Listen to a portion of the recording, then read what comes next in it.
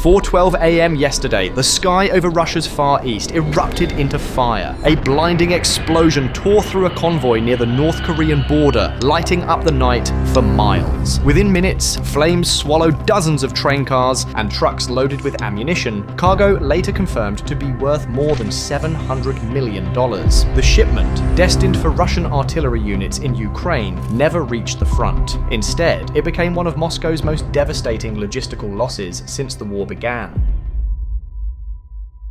Satellite images at dawn revealed the scale of destruction. Train wagons twisted into blackened frames. Cranes melted into the ground. Warehouses collapsed in flames. South Korean intelligence later identified the cargo, tens of thousands of 152 mm artillery shells, anti-tank rounds, and rocket parts shipped under a 2024 arms deal between Pyongyang and Moscow. The operation meant to feed Russia's war machine had turned into a smoking crater. Theories about the cause spread instantly. Some pointed to sabotage, noting that the Rason to Primorsky route had long been under Western surveillance. Others blamed poor handling of unstable munitions, but one fact was clear: the timing could not have been worse. Russia was preparing renewed offensives near Kharkiv and along the Zaporizhzhia front. Both relied heavily on artillery. Now, the lifeline that fed those guns had vanished overnight. For months, Moscow had depended on North Korean and Iranian ammunition to fill the gaps left by sanctions and shrinking domestic output. Russian factories were simply unable to keep up with the war's pace. The destroyed convoy, carrying enough shells to power weeks of combat, instantly tipped the balance back toward Ukraine. Every shell that failed to reach the front meant fewer barrages, fewer casualties, and breathing room for Ukrainian units stretched thin along the eastern lines. At first, Pyongyang remained silent. It's a familiar strategy: deny, delay, deflect. But as satellite footage and infrared imagery flooded online, silence became impossible. Under pressure, North Korea's defense ministry issued a short statement calling the reports fabrications aimed at disrupting sovereign trade. Yet the evidence was overwhelming. The wreckage lay in plain view, straddling the same corridor that had quietly carried weapons across the border for over a year. It was more than material loss. It was a political embarrassment for both nations. The Moscow-Pyongyang arms pipeline had become a symbol of defiance, proof that two sanctioned states could still cooperate, trade, and fight back against Western pressure. Russia received munitions it couldn't manufacture quickly enough. North Korea gained oil, food, and advanced technology. The partnership suffered a notable setback and public exposure. Kiev's response came fast but measured. "Every shell that fails to reach the front saves Ukrainian lives," said presidential advisor Mikhailo Podolyak. Ukraine did not claim responsibility, but officials hinted that their intelligence network had been tracking the shipment. Over the past year, Ukraine's reach has extended far beyond its borders. With Western surveillance data and precision weapons, it can now strike deep into the logistics web feeding the Russian military. By midday, Russian emergency crews had finally contained the blaze, but the aftermath told its story. A dozen train cars were obliterated, dozens of trucks were reduced to steel frames, a storage depot cratered. Local reports spoke of casualties among both Russian workers and North Korean technicians. Aerial images showed sequential blast points, suggesting precision detonation, an indication that the strike was deliberate, not accidental. The incident exposed one of Russia's greatest vulnerabilities: its dependence on foreign ammunition. In 2023, as sanctions crippled production and components ran dry, Moscow turned to pariah states for help. North Korean shells were old but plentiful. They kept Russian artillery firing. Losing $700 million worth of that supply didn't just hurt logistics, it forced adjustments to planned operations. Economically, the loss hit Pyongyang almost as hard. Analysts estimated that the destroyed shipment represented nearly a quarter of North Korea's annual arms revenue. In a country starved of foreign currency, that blow cut deep. It also suggests that sanctions enforcement is having effects. Russia's shadow supply lines were now thin, fragile, and easy to disrupt. Washington, Seoul, and Tokyo quickly issued coordinated statements. The White House called the blast a reminder of the risks of illegal arms trading. South Korea emphasized that the explosion occurred inside inside Russian territory, a subtle accusation that Moscow had mishandled prohibited cargo. On social media, videos from the nearby settlement of Kasan flooded in, massive fireballs lighting the horizon, windows shattering, and shockwaves rolling for half an hour. For many, it was the first real glimpse into the secret supply chain that had kept Russia's war alive. Within hours, analysts pieced together the full route. The convoy originated from North Korea's Rason port,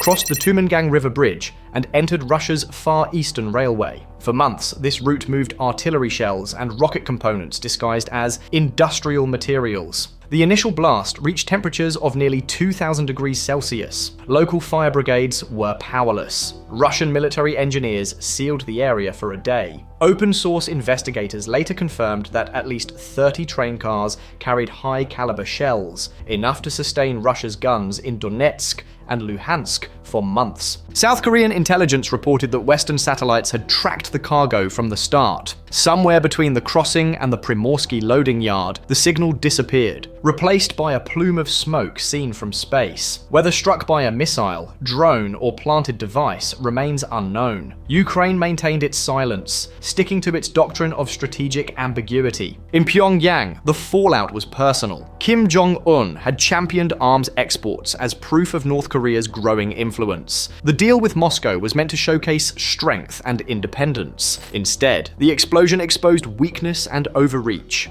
In Moscow, state media downplayed the event as a transport incident, but the presence of military engineers, the scale of the damage, and the rush of FSB investigators told another story. Even Russian war bloggers, usually loyal to the Kremlin line, admitted it was a serious loss. Strategically, the damage went beyond one night. Since mid-2024, Russia has relied on a distributed supply network, domestic factories for some materials, foreign allies for others. North Korea filled the gap in heavy shells. Losing an entire shipment shattered confidence in that system. Future transfers would face tighter scrutiny and higher costs. The lifeline Moscow built through isolation now looked increasingly risky and expensive. Meanwhile, reports from the front confirmed what analysts suspected. Russian artillery fire dropped sharply across multiple sectors. Around Avdiivka and Kreminna, Ukrainian troops recorded a 40% reduction in incoming fire over the coming days. For exhausted soldiers, that silence meant survival. Financially, the replacement cost was staggering. Economists estimated nearly $900 million to rebuild the lost stockpile, if replacements could even be sourced. North Korea's factories can't simply restart on command. Each shipment now carries not only risk,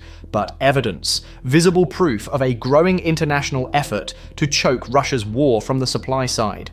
Inside Russia's command structure, panic set in. Reports surfaced of reprimands across the Eastern Military District for security failures.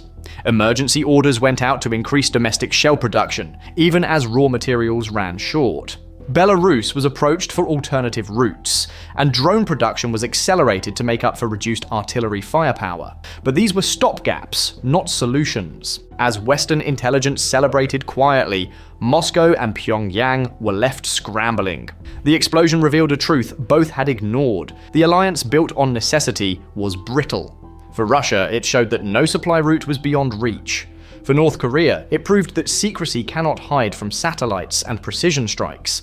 Late this week, the ripple effects were everywhere. The United Nations reconvened to discuss renewed sanctions against Pyongyang's arms trade. Japan pushed for stricter maritime inspections in the Sea of Japan. South Korea tightened monitoring along the border. Even China, North Korea's only real ally, voiced concern over stability near key transport corridors. The diplomatic fallout was spreading faster than the smoke ever had. For Ukraine and its partners, the incident was valid. It proved that intelligence, coordination, and patience could achieve what brute force could not. Destroy the supply lines, and you weaken the war itself. Each convoy burned meant fewer rockets on Ukrainian cities, fewer barrages over its trenches, and more cracks in Russia's narrative of strength. In Moscow, an emergency Security Council session followed. President Putin reportedly demanded answers. How could such a shipment vanish under full protection? The question went unanswered. The chain of command was shaken. Planned winter offensives were delayed. Artillery units that once unleashed thousands of shells a day were forced to ration. The image of an unstoppable war machine gave way to one of desperation. Weeks later, the story still echoed across continents. Russia called it Western terrorism. Ukraine called it karma.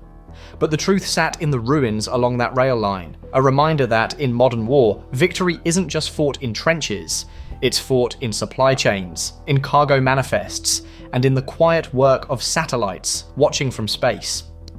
As dawn broke today, the fires had burned, but the message was still clear. The world had just witnessed the cost of dependence, the reach of intelligence, and the fragility of an empire built on borrowed weapons. The explosion near the Korean border wasn't just the destruction of ammunition, it was the collapse of an illusion.